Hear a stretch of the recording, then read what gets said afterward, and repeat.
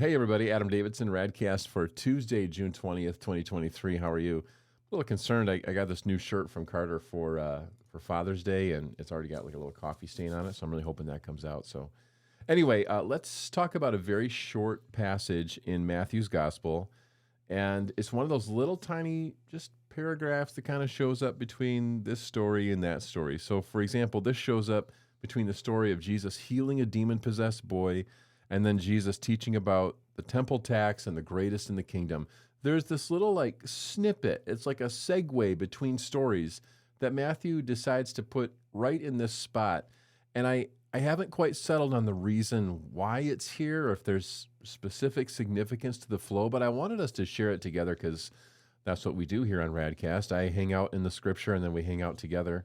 And then you talk to me about it. Like I get great idea. Like somebody gave me such a great insight about what Jesus says in the scripture that we talked about on yesterday's RadCast that I'm like, that's brilliant. Like I didn't even see it that way. So keep the feedback going. I really appreciate it. Okay, you ready to look at the scripture? I'm going to use my phone cam. I'm going to call it the earthquake cam because I have to hold it with my hand and it's always going to move a little bit. But this is Matthew chapter 17, 22 and 23.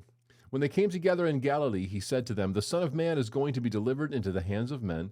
They will kill him, and on the third day he will be raised to life." And the disciples were filled with grief. And that, my friends, is the word of the Lord. Really fast. Number one, the fact that Jesus is delivered into the hands of men reminds us that God is in control and that God is God. The fact that it is in the hands of men that he is killed means that God understands our hearts and what we're capable of. And the fact that Jesus says on the third day I'll be raised to life is just a reminder of the good news of the gospel.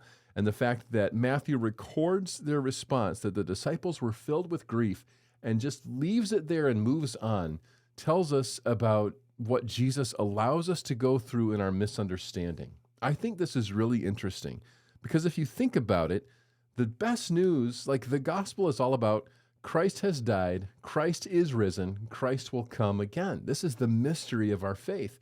And yet when the disciples hear Christ will die, Christ will rise again, Christ will come, like when they hear that core idea of discipleship and just salvation through Christ, they're filled with grief. And it doesn't say that Jesus told them, don't worry. He does say that later, hours before his arrest. But in that moment, it's like they're just sort of left in that moment of grieving. So here's my thought for today, and I'd love to hear your thought as well. Do you think there are times where God just allows us to grieve in our misunderstanding? And we might think of it as unnecessary grief, like, hey, why didn't you tell me that it was going to turn out okay? Do you think God lets us stew in that for a while and that there's a process to that? Like maybe us in that grief, we understand the gravity of the situation? Do you think that sometimes God doesn't bang and bang and bang on us telling us it'll be okay because we wouldn't believe him because we have such limited perspective? It's sort of like how we'll say, Cam, we're going to go to Chick-fil-A and you're going to get the Lord's chicken and go in the Lord's play tubes of the playground. And he'll say, but I want to play with my iPad. We're like, bro, you can play with your iPad all day. Leave your iPad behind. Let's go to Chick-fil-A. I want to play with my iPad. I'm like, dude, you need sustenance. You need the chosen bird of meat, and you're going to have a great time. But he just doesn't get it, and so he'll grieve.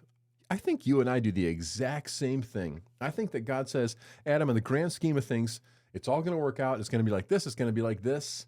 And woohoo. And I go, yeah, but that means that I'll miss macaroni and cheese Thursday or something crazy like that. Like we fixate on things. We fixate really on our experience. We fixate really on our own disappointment. In the grand scheme of things, it matters not.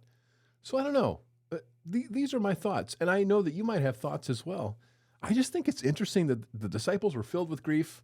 Boom. Next story. The best news in the world made them sad. I wonder if that happens with you and I.